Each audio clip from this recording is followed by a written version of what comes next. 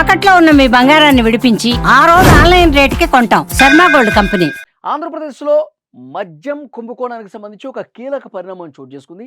ఈ కేసులో A1గా ఉన్నటువంటి రాజ్ కేసిరెడ్డి ఈ స్కామ్ ద్వారా కోట్ల రూపాయల ఆస్తులు కూడబెట్టాడు. ఇది సిట్ విచారణలో సంపాదించినటువంటి సమాచారం. ప్రభుత్వానికి ఈ విషయం చెప్పింది. ప్రభుత్వం కూడా ఒక కీలక నిర్ణయం తీసుకుంది. ఆ ఆస్తుల జప్తుకు రాజకేశ్వరరెడ్డి ఈ స్కామ్ ద్వారా ఎన్ని కోట్ల రూపాయలైతే కూడబెట్టాడో, ఎన్ని ఆస్తులైతే సంపాదించాడో వాటిని జప్తు చేయండి అని చెప్పి సిట్ అధికారులకు అనుమతిస్తూ ప్రభుత్వం ఉత్తర్వులు కూడా జారీ చేసింది. ఇప్పుడు సిట్ అధికారులు కోర్టుకెళ్తారు, కోర్టులో పిటిషన్ వేస్తారు. రాజకేశ్వరరెడ్డి ఏ విధంగా అక్రమాస్తులు సంపాదించాడు, మద్యం కుంభకోణం ద్వారా సంపాదించినటువంటి ఈ మద్యం సరఫరా కంపెనీలు ఏవైతే ఉన్నాయో, మద్యం తయారీ కంపెనీలు ఏవైతే ఉన్నాయో వాటి కమిషన్లు తీసుకుని కోట్ల రూపాయలు ఏ విధంగా కూడబెట్టారు, ఎక్కడెక్కడ భూములు కొన్నారు, ఈ ఇన్ఫర్మేషన్ మొత్తం సిట్ అధికారుల దగ్గర ఉంది. ఇప్పుడు ఆ పిటిషన్లో కోర్టుకి చాలా స్పష్టంగా సమాచారం అందించి కోర్టు వీటిని జప్తు చేసే విధంగా తీర్పు కూడా ఇచ్చే అవకాశమే కనిపిస్తుంది. ఎందుకంటే క్లియర్గా ఆధారాలు మొత్తం కూడా బయటపెట్టింది సిట్. ఎక్కడెక్కడ ఏ సంవత్సరంలో ఈ మద్యం ద్వారా వచ్చినటువంటి సొమ్ముతో భూములు కొన్నారు, ఇవన్నీ కూడా క్లియర్గా సిట్ అధికారుల దగ్గర ఉంది ఇన్ఫర్మేషన్. సో కోర్టుకి సమర్పిస్తే ఆధారాలు కూడా ఉన్నాయి కాబట్టి జప్తు చేయండి అని చెప్తుంది కోర్టు కూడా. ఎక్కడెక్కడ రాజకేశ్వరరెడ్డి ఆ భూములు కొన్నాడు అంటే రంగారెడ్డి జిల్లాలో తన పేరిట 27 ఎకరాలు, అలాగే తల్లి పేరిట 3 ఎకరాలు, మొత్తం 30 ఎకరాలు. హైదరాబాదు, రంగారెడ్డి ఈ 2 జిల్లాల పరిధిలో హైదరాబాదు శివార్లలో మొత్తం కలుపుకొని ఒక 100 ఎకరాలకు పైగా ఇతను కొనుగోలు చేసినట్టుగా తెలుస్తోంది.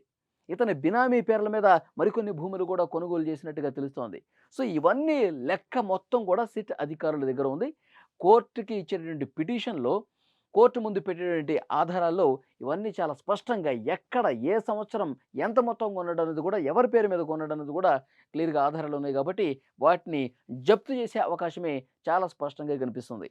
రాజకేశ్వరరెడ్డి కాదండి, చెవిరెడ్డి భాస్కర్ రెడ్డి కావచ్చు, మిథున్ రెడ్డి కావచ్చు, తర్వాత ఈ కేసులో ఇప్పటికే అరెస్ట్ అయినటువంటి ఇంకా మిగతా నిందితులు ఉన్నారు కదా, సీఎంఓలో అప్పుడు కీలకంగా వ్యవహరించిన ధనంజయ రెడ్డి కావచ్చు, కృష్ణమోహన్ రెడ్డి కావచ్చు, గోవిందప్ప బాలాజీ. సో వీళ్ళందరూ కూడా ఈ మద్యం కుంభకోణంలో కీలక పాత్ర పోషించారు. దోచుకున్న సొమ్ముని జగన్మోహన్ రెడ్డి గారి ఆదేశాల ప్రకారం ఎక్కడెక్కడ సర్దేశారు, ఎక్కడెక్కడికి పంపించారు, ఎన్ని సినిమాలు తీశారు, ఇవన్నీ కూడా సిట్ అధికారులు చాలా స్పష్టంగా ఆధారాలతో సహా పొందుపరిచారు. వీటన్నిటిని కోర్టులో ప్రొడ్యూస్ చేస్తే కోర్టు చాలా స్పష్టంగా వాటన్నిటిని రికవరీ చేయండి, వాటన్నిటిని జప్తు చేయండి అని కూడా చెప్పే అవకాశం కనిపిస్తుంది. సో ఇది ఒక కీలకమైనటువంటి పరిణామంగా ఈ మద్యం కుంభకోణం విచారణలో మనం చెప్పుకోవాల్సినటువంటి అవసరం ఉంది. మరొక ముఖ్యమైన విషయం, చాలామంది చెప్తా ఉన్నారు బాధితులు లక్షల్లో ఉన్నారండి.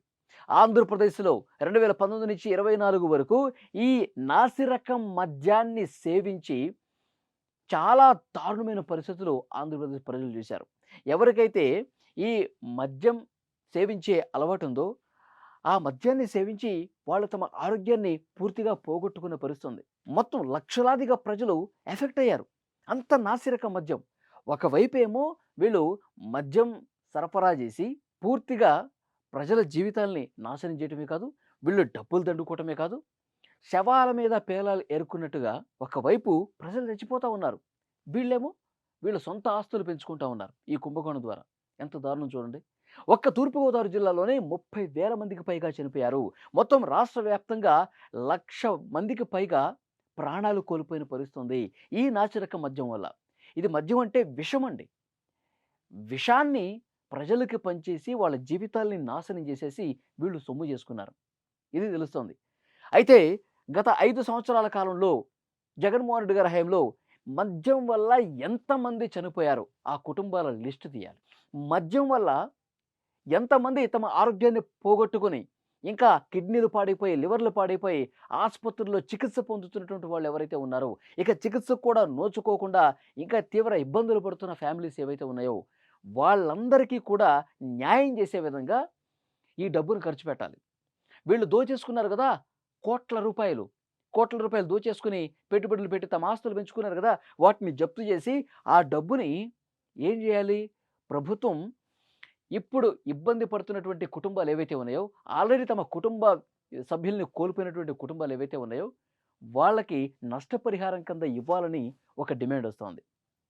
ఇంకా కొత్త కొత్త విషయాలు బయటకొస్తాయండి. ఈ కుంభకోణానికి సంబంధించి అసలు పాత్రధారి, సూత్రధారులు ఎవరు? ఇవన్నీ గూడా వెలుగులోకొస్తాయి. ఎవరి ఆదేశాల ప్రకారం ఇదంతా చేశారు? ఎన్ని కోట్ల రూపాయలు విదేశాలకు తరలించేశారు? ఆఫ్రికా కంట్రీస్‌కి, దుబాయ్ కంట్రీస్‌కి కోట్ల రూపాయలు తరలించేశారంట. ఇంకా బెంగుళూరులో గూడా రియల్ ఎస్టేట్‌లో పెట్టుబడులు పెట్టారంట. సో, ఇవన్నీ గూడా త్వరలోనే వెలుగులోకొస్తాయి. అసలు సూత్రధారి బిగ్ బాస్‌ను కూడా అతి త్వరలోనే పట్టుకుంటామని చెప్తున్నారు. ఇప్పటికే 2 చార్జ్ షీట్లు వేశారు. ప్రిలిమినరీ చార్జ్ షీట్‌లో పేజ్ నంబర్ 131, 298లో జగన్మోహన్ రెడ్డి గారి ప్రస్తావన ఉంది. జగన్మోహన్ రెడ్డి గారికి తెలిసే ఇదంతా జరిగింది. జగన్మోహన్ రెడ్డి గారి ఆదేశాల ప్రకారమే చేశారని చెప్పి అందులో చాలా స్పష్టంగా పేర్కొన్నారు. ఇప్పుడు నెక్స్ట్ చార్జ్ షీట్‌లో గూడా రాబోతోంది. చాలా కీలకమైనటువంటి ఇన్ఫర్మేషన్‌తో ఫైనల్ చార్జ్ షీట్ రాబోతుంది. అందులో జగన్మోహన్ రెడ్డి గారి పాత్రకు సంబంధించి పూర్తి వివరాలతో సిట్టు అందులో చెప్పే అవకాశం ఉన్నట్టుగా కనిపిస్తోంది.